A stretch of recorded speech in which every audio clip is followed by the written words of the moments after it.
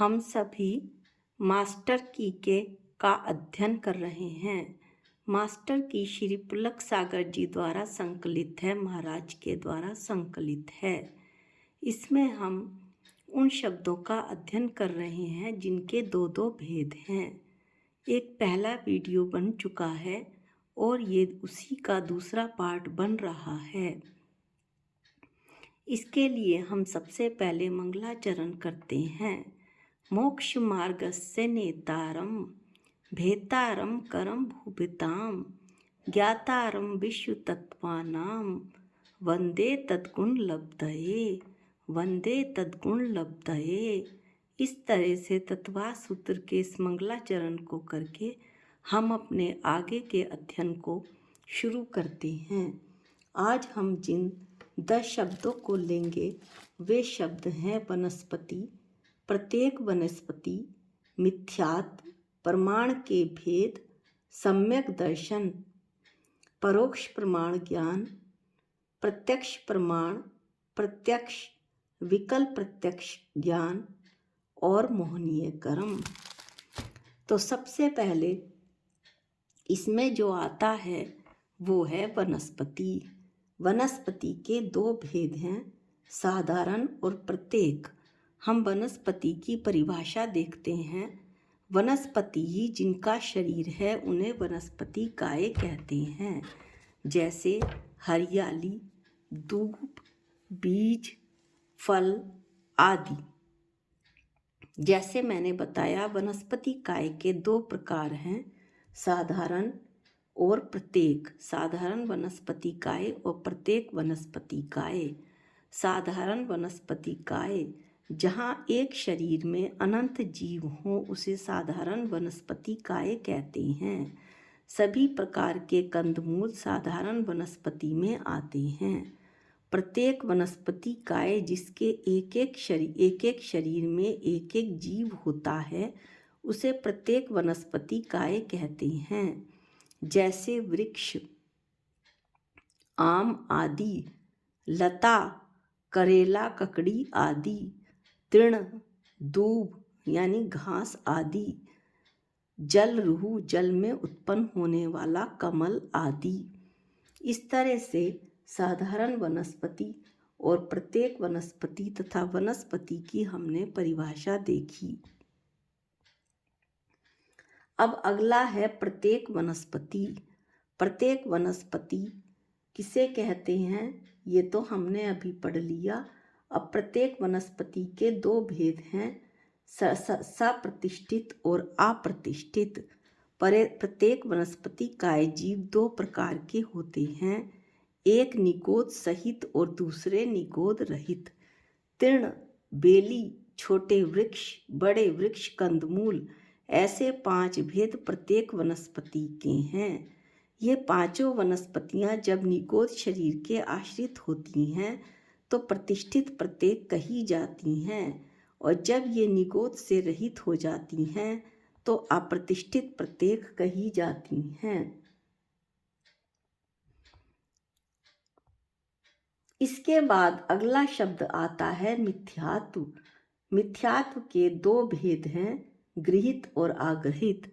जैसे हमने बताया, मूल बात को नहीं छोड़नी चाहिए कि यहाँ पर हम उन शब्दों का अध्ययन कर रहे हैं जिनके दो दो भेद हैं।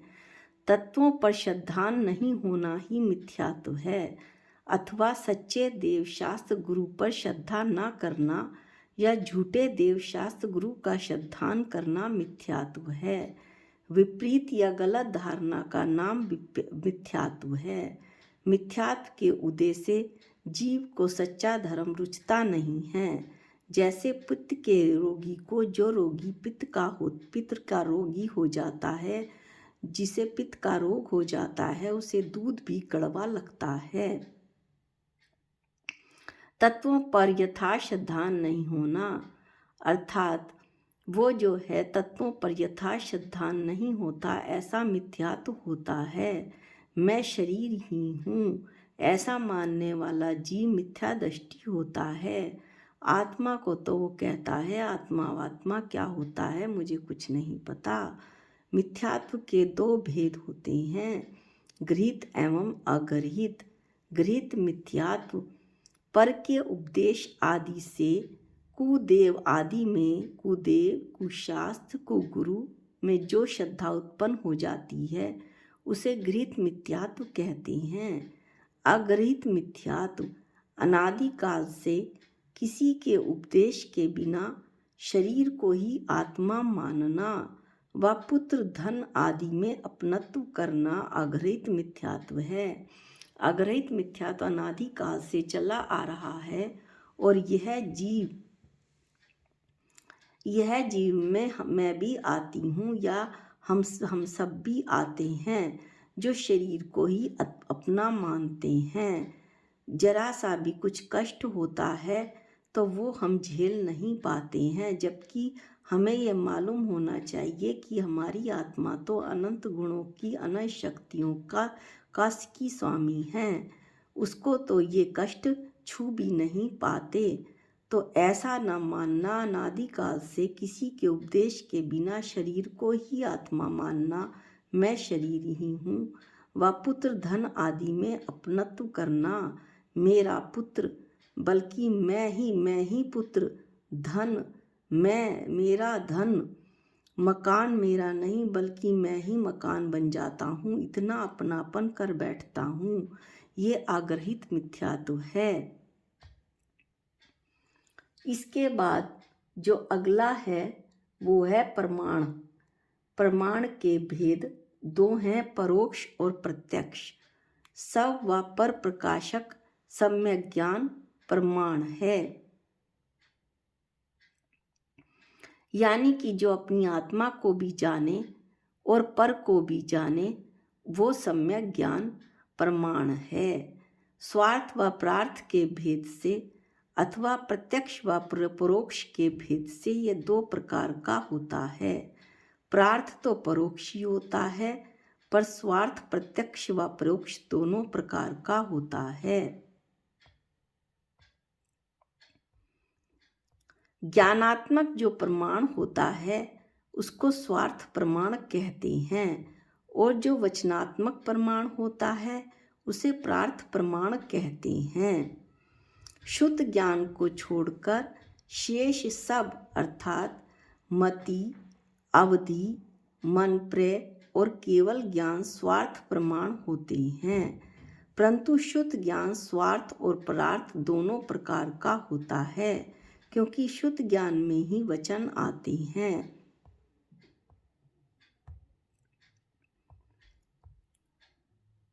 इसके बाद जो अगला शब्द है वो है सम्यक दर्शन।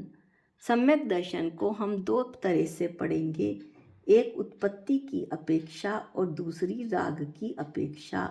उत्पत्ति की अपेक्षा भी दो भेद होंगे और राग की अपेक्षा भी दो भेद होंगे।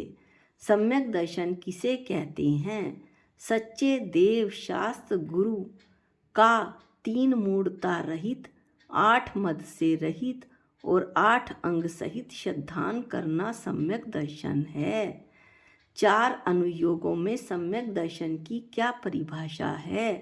प्रथम अनुयोग सच्चे देव शास्त्र गुरु पर श्रद्धान करना। करणान योग 7 प्रकृतियों के उपशम 6 उपशम से होने वाले श्रद्धा रूप परिणाम। 7 प्रकृति कौन कौन सी? दर्शन मोहनीय की, मिथ्यात्व, सम्यक मिथ्यात्व और सम्यक प्रकृति, तथा अनंतानुबंधी की क्रोध, मान, माया, लोभ।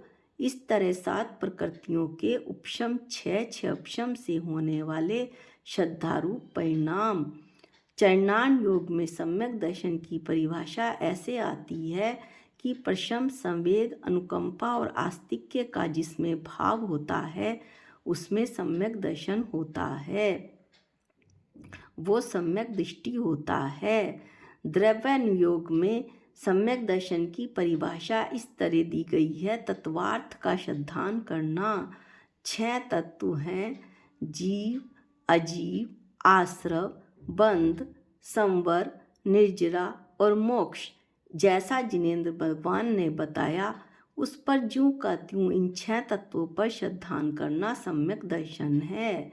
इनको जानकर, समझकर और फिर मैं चेतन ही हूँ, इसके अलावा विश्व में मैं अन्य कुछ भी नहीं हूँ। ऐसी पक्की श्रद्धा ही सम्यक दर्शन है। राग की अपेक्षा सम्यक दर्शन के दो भेद होते हैं, सराग सम्यक दर्शन और वीतराग सम्यक दर्शन। जो सराग सम्यक दर्शन है वो धर्म अनुराग सहित सम्यक दर्शन सराग सम्यक दर्शन कहलाता है। वीतराग सम्यक दर्शन राग रहित सम्यक दर्शन वीतराग सम्यक दर्शन कहलाता है। जहाँ जहाँ ये सम्यक राग रहित सम्यक दर्शन होगा वहाँ वहाँ वीतराग चरित्र होगा। यह वीतराग चरित्र का अविनाभावी है, अर्थात श्रद्धान और चारित्र में एकता है। वीतराग सम्यक दर्शन और वीतराग चारित्र में एकता होती है। एक उदाहरण से हमें स्पष्ट होता है कि रामचंद्र जी सम्यक दृष्टि थे। जब रावण ने सीता जी का हरण कर लिया तो वे सीता जी को खोजते हुए वृक्ष, नदी आदि से पूछते हैं, मेरी सीता कहाँ है।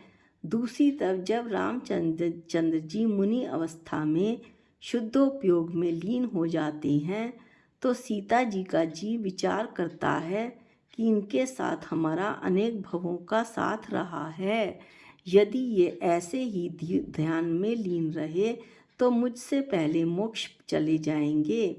अतः सम्यक दृष्टि सीता जी का जीव मुनि रामचंद्र जी के ऊपर उपसर्ग करता है, पर रामचंद्र जी ध्यान से बिल्कुल भी नहीं हटते। तो विचार कीजिए कि पहले भी रामचंद्र जी सम्यक दृष्टि थे और मुनि अवस्था में भी सम्यक दृष्टि थे, फिर दोनों में अंतर कहाँ रहा। पहले उनके सम्यक्त्व के साथ राग था, आस्था और आचरण में भेद था, इसलिए वे सीता जी के राग से उन्हें खोज रहे थे। अतः ये सराग सम्यक दर्शन था। जब वे मुनि थे तो आस्था और आचरण में एकता आ गई, श्रद्धा और चारित्र एक हो गए। जैसे यहाँ बताया कि श्रद्धान और चारित्र में एकता ही वीतराग सम्यक दर्शन है, तो वे वीतराग सम्यक दृष्टि बन गए। इससे सीता जी के जीव द्वारा किए गए उपसर्ग को भी सहन करते रहे और केवल ज्ञान को रामचंद्र जी ने प्राप्त किया।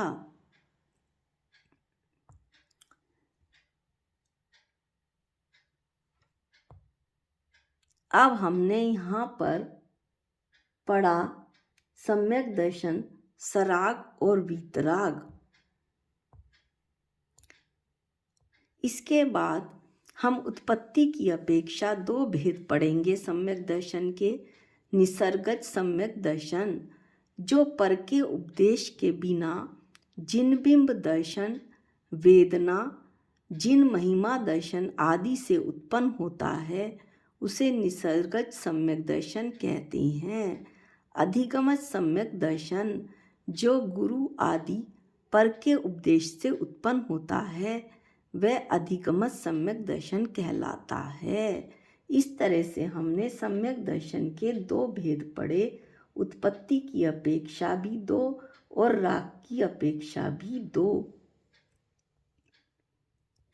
अब अगला है परोक्ष प्रमाण का ज्ञान।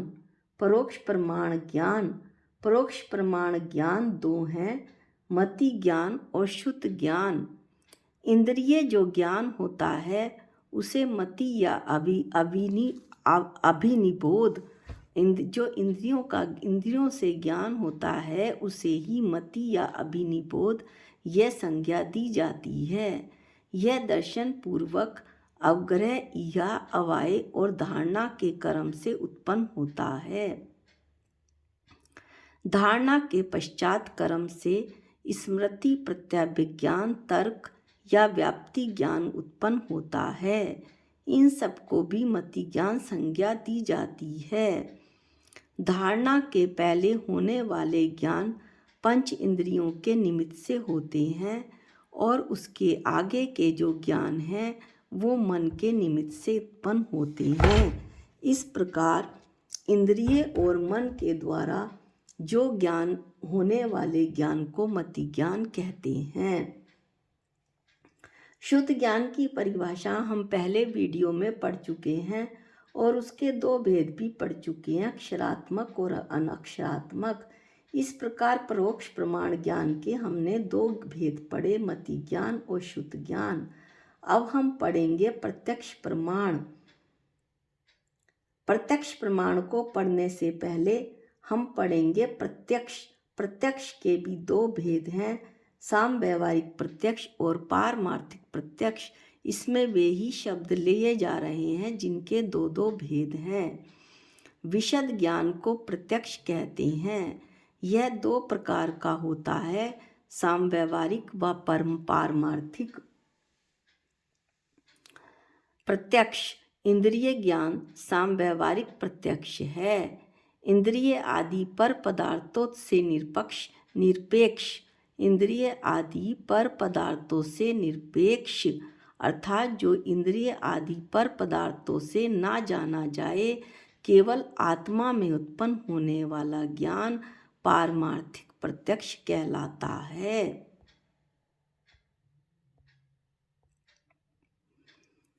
अब हमने इसमें अभी पढ़ा था परोक्ष प्रमाण ज्ञान। जो परोक्ष प्रमाण ज्ञान है उसके दो भेद हैं, हमने पढ़ लिए, मति ज्ञान और शुद्ध ज्ञान पढ़ लिया। अब इसके बाद है प्रत्यक्ष प्रमाण, विकल्प प्रत्यक्ष और सकल प्रत्यक्ष।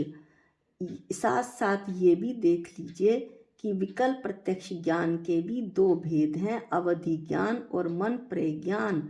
तो हम इन दो शब्दों को साथ साथ लेंगे कि इन दो शब्दों को, एक तो प्रत्यक्ष प्रमाण और दूसरा विकल्प प्रत्यक्ष ज्ञान।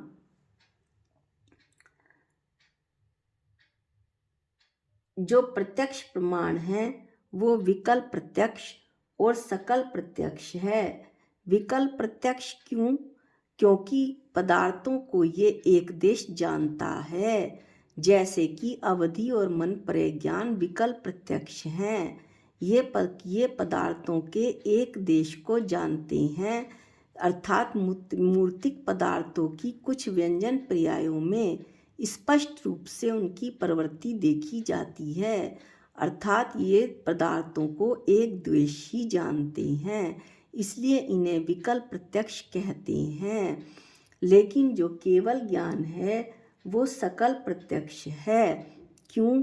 क्योंकि केवल ज्ञान त्रिकाल के विषयभूत समस्त द्रव्यों और उनकी समस्त पर्यायों को प्रत्यक्ष जानता है। इस तरह से हमने प्रत्यक्ष प्रमाण, विकल्प प्रत्यक्ष और सकल प्रत्यक्ष के दो भेद पढ़ लिए। विकल्प प्रत्यक्ष यानी एक देश प्रत्यक्ष और सकल प्रत्यक्ष यानी कि संपूर्ण ज्ञान, केवल ज्ञान। विकल्प प्रत्यक्ष अवधि ज्ञान और मन प्रज्ञान।